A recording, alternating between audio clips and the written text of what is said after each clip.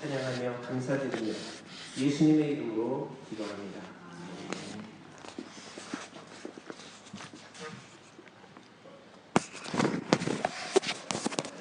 할렐루야. 사부예배에 참석하신 것을 진심으로 환영합니다. 오늘 본문 말씀은 창세기 23장을 다 한번 보시겠는데 거기에 이르시면 아멘으로 해주시면 제가 거기에서 읽기를 시작하겠습니다. 아멘. 자, 읽기 시작하겠습니다. 창세기 23장. 사라가 127세를 살았으니 이것이 곧 사라가 누린 햇수라. 사라가 가나안 땅 헤브론 곧 기럇 아르바에서 죽음에 아브라함이 들어가서 사라를 위하여 슬퍼하며 애통하다가 그 시신 앞에 일어나 나가서 헷 족속에 말하여 이르되 나는 당신들 중에 나그네요 거류하는 자이니 당신들 중에 내게 매장한 소유지를 주어 내가 나의 죽은 자를 내 앞에 내어다가 장사하게 하시오. 헷 족속이 아브라함에게 대답하여 이르되 내 주여 들으소서. 당신은 우리 가운데 있는 하나님이 세우신 지도자시니 우리 묘실 중에 좋은 것을 택하여 당신의 죽은 자를 장사하소서. 우리 중에서 자기 묘실에 당신의 죽은 자 장사함을 금할 자가 없으리이다.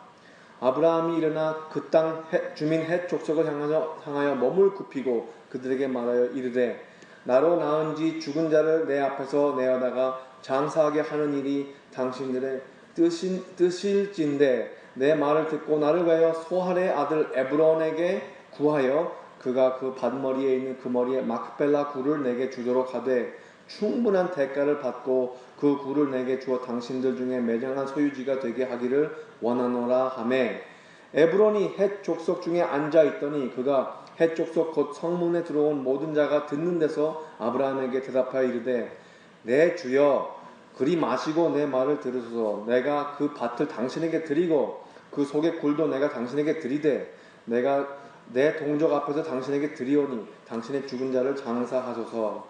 아브라함이 이에 그 땅의 백성 앞에서 몸을 굽히고 그 땅의 백성이 듣는 데서 에브론에게 말하여 이르되 당신이 합당히 여기면 청하건대 내 말을 들으시오. 내가 그 밭의 값을 당신에게 주리니 당신은 내게서 받으시오. 내가 나의 죽는 자를 거기에 장사하겠노라. 에브론이 아브라함에게 대답하여 이르되 내 주여 내 말을 들으소서. 땅값은 은 400셰켈이나 그것이 나와 당신 사이에 무슨 문제가 되리이까. 당신의 죽은 자를 장사하소서.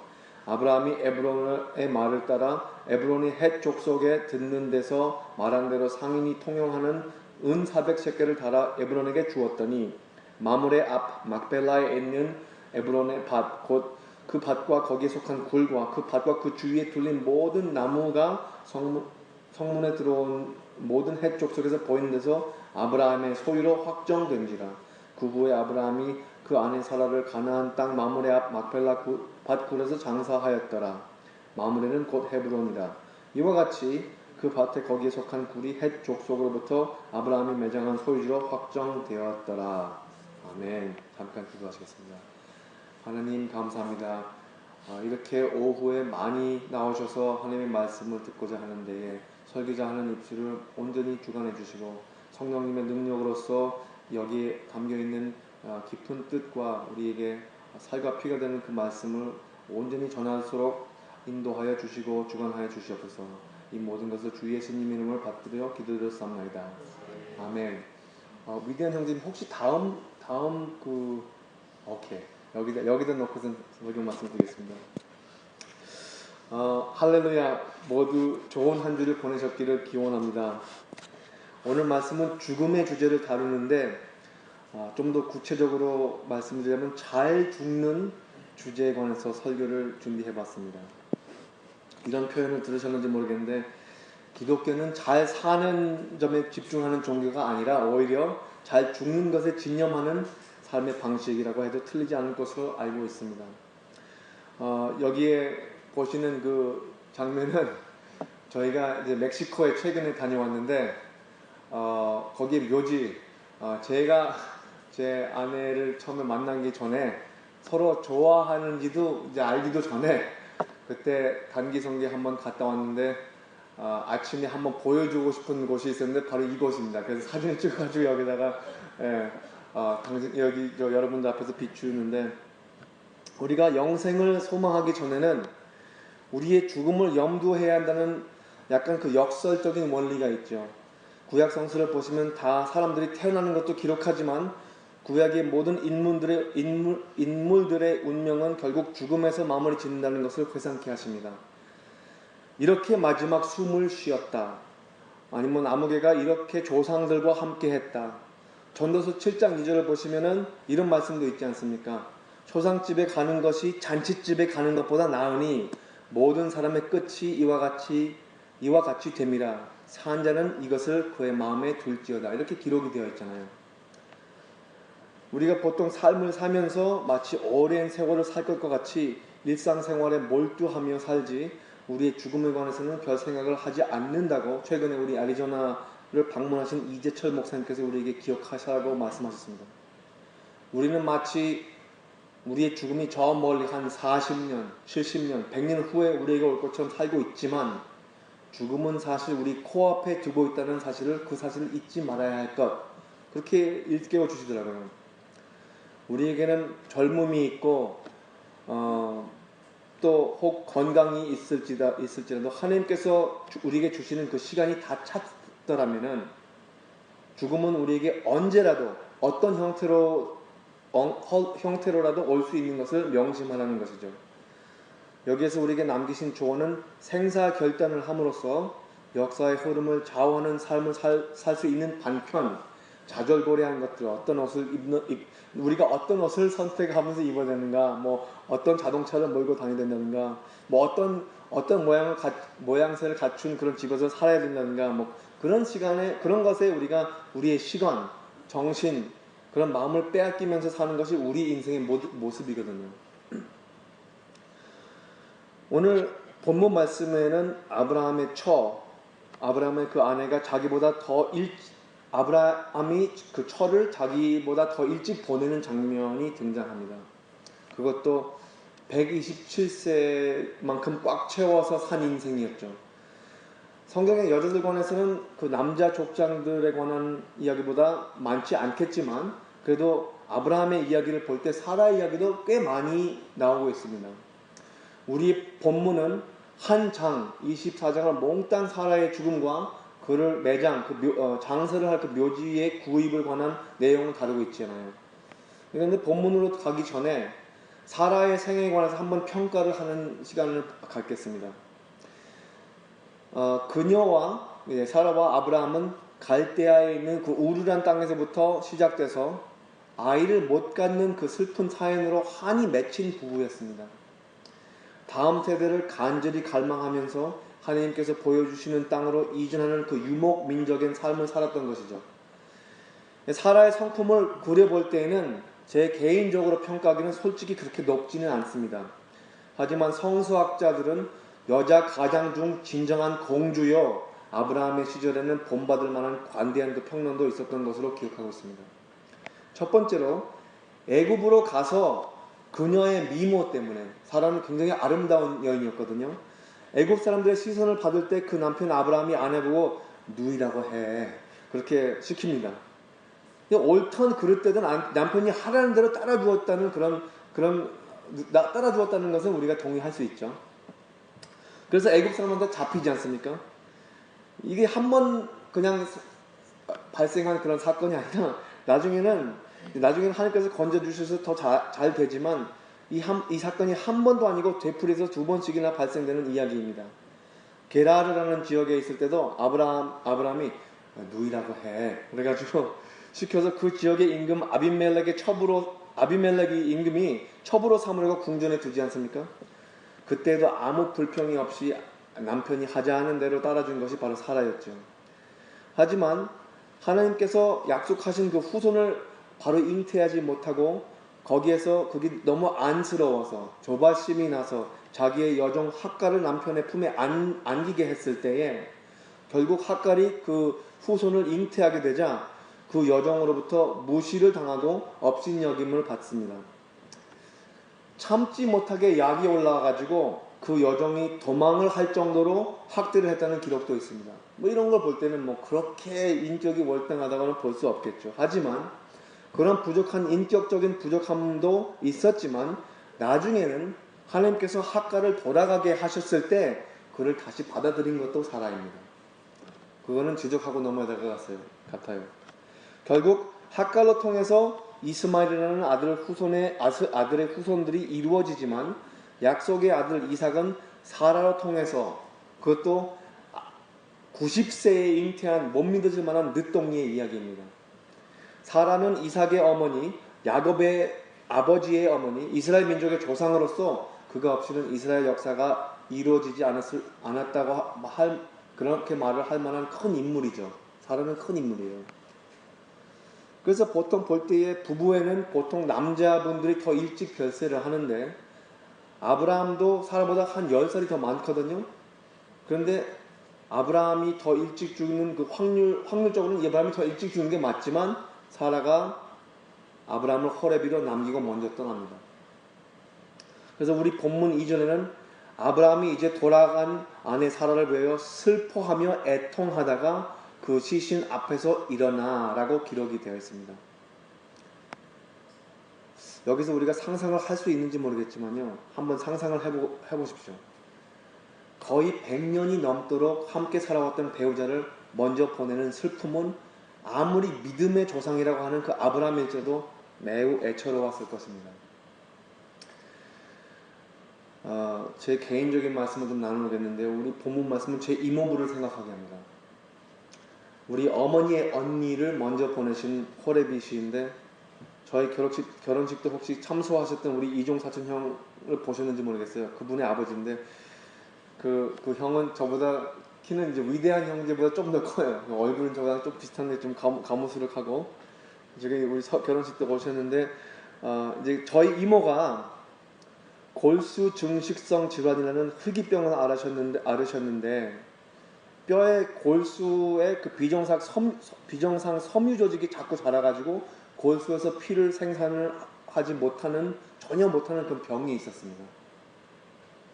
그래서 그 병이 처음에는 몰랐는데 그 병이 발견된 후로부터 계속 10년 동안, 거의 10년 동안 매달 2주씩 수혈을 받으시면서 살으셨는데 적혈구 수치가 떨어질 때마다 숨이 가파르셔서 매우 괴로워하셨던 것을 기억하고 있습니다. 그런데 한 10년 동안 그렇게 수혈을 받으시면서 살면 어떻게 되시는지 아세요? 그 몸에 어떤 그 오장육부의 그 기관의 그 장기에 그 조화가 깨져서 그 균형도 많이 깨지는데 혈액을 그 거르는 그 역할을 갖고 있는 그 비장이 자라가지고 커져서 그 주변에 있는 위, 간, 허파, 심장을 눌러가지고 호흡도 힘들어지시고 식사도 잘 못하시는 지경까지 가셨습니다. 그래서 막판으로 의사들이 이렇게 이야기를 나누는데 어떻게 하면 좋을까 하는데 그 비장을 몸을 갈라가지고 비장을 부분적으로 도려내자고 그 시술에 들어갔는데 몸이 너무너무 쇠약하셔가지고 이거는 아주 막판에 죽기 아니면 살기로의 그 어떤 수단이었는데 결국은 그 시술을 견디시지 못하고 돌아가셨습니다. 이것이 제가 신학교 입학한 지 그 첫 해에 일어난 사건인데 그때 그 우리 이모부께서 방 3칸짜리 집을 혼자 세놓고 살으실 때였습니다. 마침 타이밍에 맞아서 그 이모가 돌아가실 때 우리 어머니, 아버지 그리고 저와 함께 세 가족이 들어가서 그 우리 4명이 함께 살던 때가 있었습니다. 그 해가 특별히 어려웠던 걸로 기억하고 있습니다. 몇 달 전에는 우리가 같이 동업했던 그 사업도 접어야 하는 그런 아픔이 있었고 그 몇 개월 전에는 이모부님의 어머니, 그러니까 할머니께서 돌아가셨던 기억도 있습니다. 아주 순간적으로 갑작스레 매우 외로운 곳에 홀로 서셔야만 했던 것이죠. 제가 쓰던 방이 이모부 바로 옆방이었는데 지금 그 신음소리를 잊지 못하겠습니다. 평생 함께했던 아내가 죽어서 그 괴로움 때문에 매일 아침에 기상하자마자 그 소리에, 그 앓는 소리에 저도 깼는데 그 언제까지만도 있었던 아내가 이제 없는 곳에 나오는 그 괴로움, 그 허망. 그 외로움은 그 끙끙 앓으시던 신음소리로 제 피부에 와 닿아서 평생 머지실 것입니다. 창세기 2장 24절에는 사람이 아버지의 어머니의 품을 떠나서 아내와 한 몸이 된다는 그런 말씀도 있지 않습니까? 아내가 죽으면 아마 그 한 몸이 갈라지는 것과 같을 것입니다. 성경 말씀에는 구약과 신약도 마찬가지로 과부를 돌보라는 말씀이 있습니다. 물론 호레비도 마찬가지겠죠. 믿음의 공동체가 할 수 있는 것들 중에서도 가장 아름다운 일은 외로움을 위로해주는 일입니다. 공동체가 가서 외로움을 위로해 달라는 것이에요. 그렇게 어려운 손실 후에도 다시 일어날 수 있는 그 힘은 오직 하나님에서부터 나올 수 있는 것을 믿기 바랍니다. 그게 어느 손길로요? 우리 교회 손길로요. 우리 본문에 보면은 영어로 이렇게 나와 있어요. 시신 앞에라고 한국어 나와 있는데 영어로는 시신 옆에서. 그러니까 그 당시에 그 지역의 사람들은 애도를 할 때, 그러니까 가족의 죽음을 탄식하면서 슬퍼할 때 머리를 일부러 엉클어지게 하고, 그리고 가장 불편하고 초라한 그 기질로 복장을 하고 음식도 먹지 않으면서 울먹이면서 계속 그 존재한다는 그런 이야기가 있습니다. 그러니까 옛날에는 그렇게 했어요. 소상집에 가면. 그런데 우리 본문에는 아브라함이 아내의 시신 옆에 누웠다가, 그러니까 아내가 죽으니까 옆에서 같이 누워 있는 거예요. 그 죽은 시신을 옆에 놓고.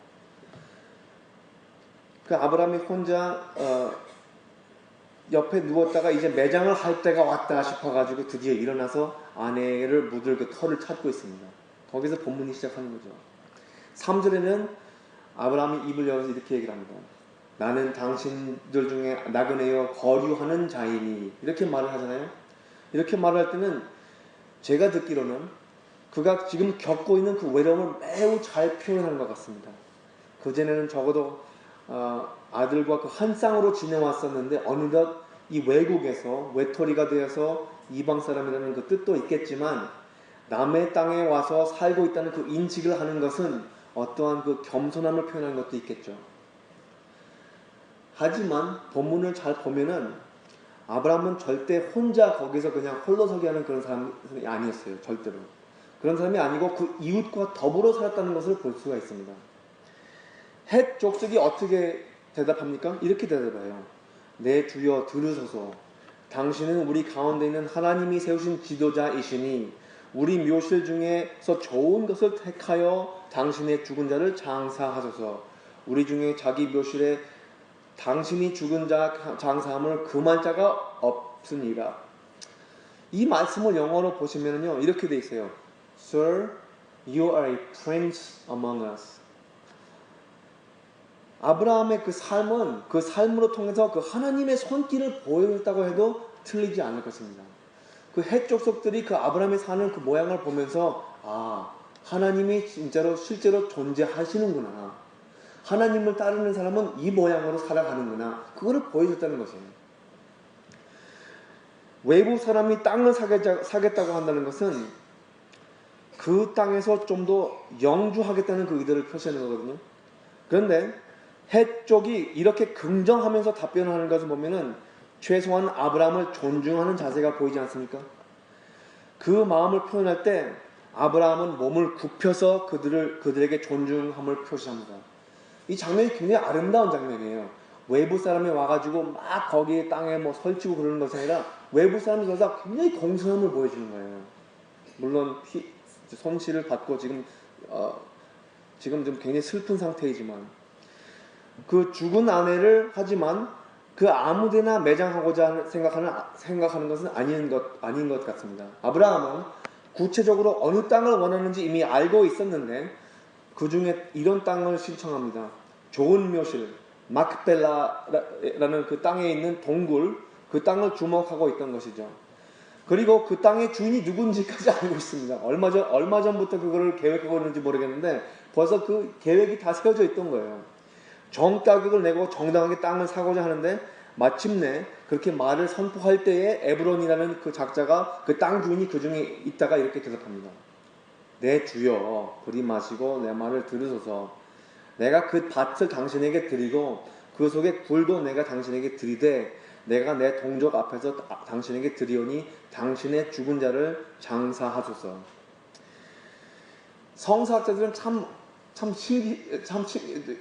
희한한 해석을 합니다. 여기서 볼 때. 우리가 이 본문을 읽을 때는 에브론이 분명히 준다고 하잖아요, 땅을. 그런데 그 당시의 그 문화와 습성을 잘 좀 더 연구한 그 성서학자들은 이렇게 얘기를 해요. 우리 문화도 이런 게 있잖아요. 언제 한번 뭐 식사 한번 합시다.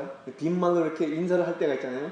실제로 식사를 합시다라는 그런 의미는 아닌데, 그런데 이제 저 같은 2세에서는 실제로 같이 식사합시다는 그런 의미로 우리가 알아듣고, 그럼 언제 할까요? 뭐 그렇게 나올 수가 있잖아요.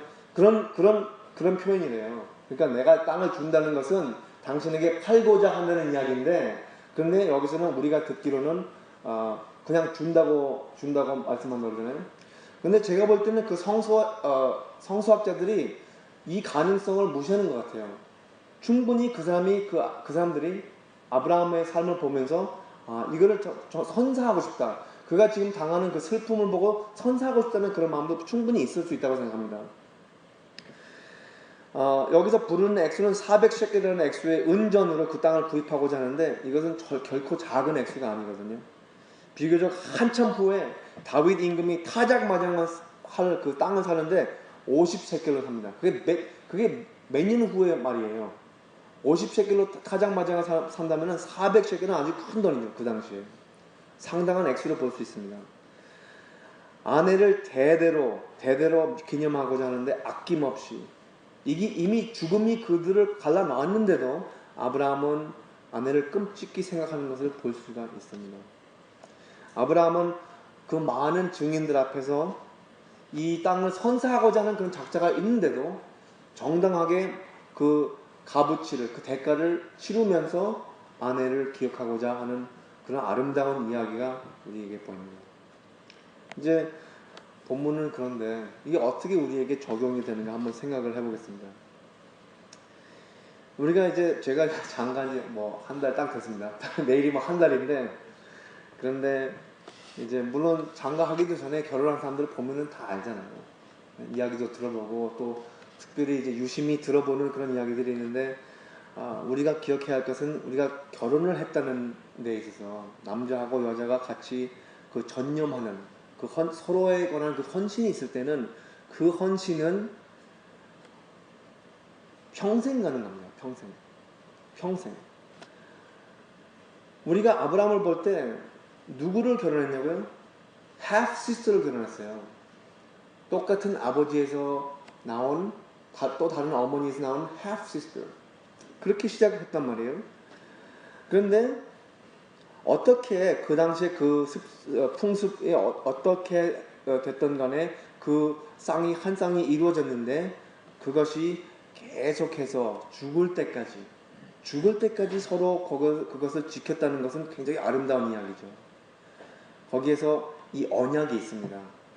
그런 서로를 위해서 살고자 하는 그 의도는 우리가 죽음으로 갈라질 때까지 끝까지 함께 하고자 한다는 그런 그 약속이 있는 거예요.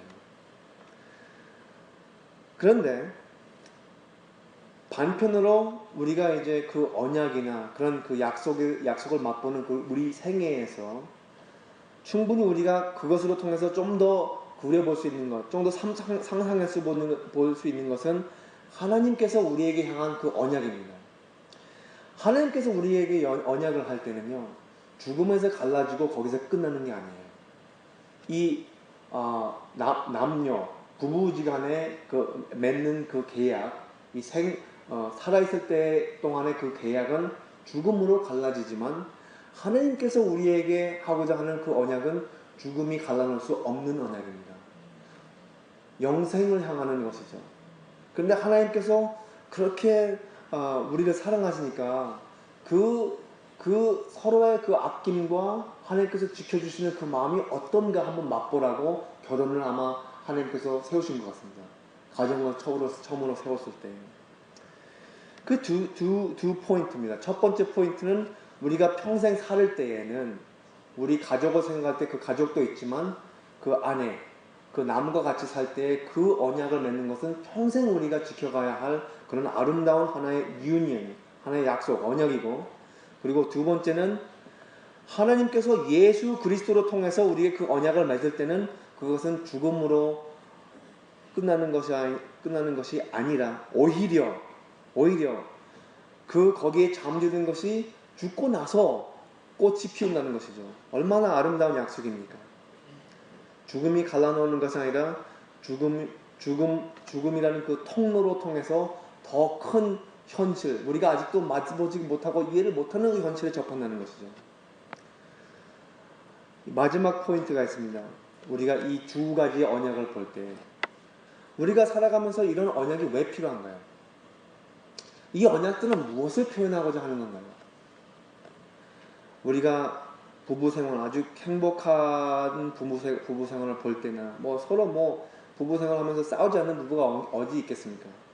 하지만 우리 여기에 살면서 있는 그 언약을 볼 때나 아니면 하나님께서 우리와 영생으로 지키고자 하는 그 언약을 볼 때에는 무엇을 우리가 볼 수 있냐 하면은 우리 본문에서 보는 그 아브라함이 사라를 사랑한 것 같은 그 사랑을 볼 수가 있습니다.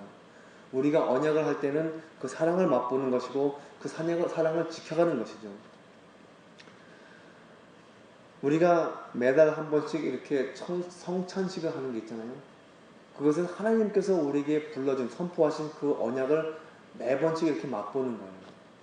예수님은 살점을 뜯어가면서도 우리를 그렇게 사랑하신다고 떡을 떼서 먹을 때마다 나를 이렇게 기념하라, 그렇게 말씀하잖아요.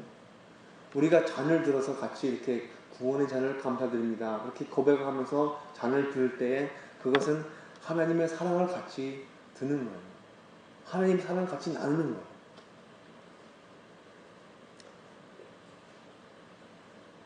하나님의 그 사랑은 죽음에 이르기까지 그 다 뜯어지고 헐어지고 그렇게까지 자기 자신을 비웠던 그 사랑을 보여줬습니다.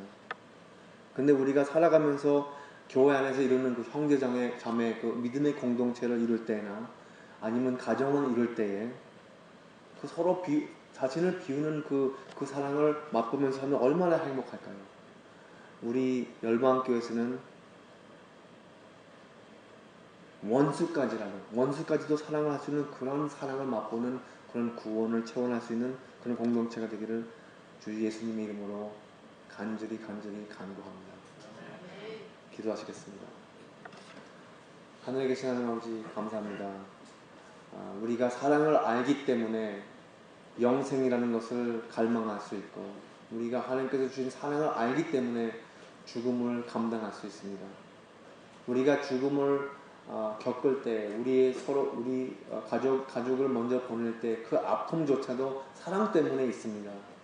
하지만 그 아픔이 있는 것처럼 다시 만날 그 기대를 할 수 있고, 영생의 모든 약속을 우리가 마음에 간직하기 때문에 우리의 삶에 의미가 있고 영생을 살고자 하는 그런 기대가 있습니다. 하나님, 우리의 그 소망을 하나님께서 계속 지켜주시고 그 소망을 마음에 간직하면서 살 때에 자신을 비우고 사랑을 배려하는 이웃사람과 우리의 아내와 우리의 자녀들과 우리 주변에 있는 사람들을 배려하는 그런 사랑을 계속할 수 있게 우리를 지속적으로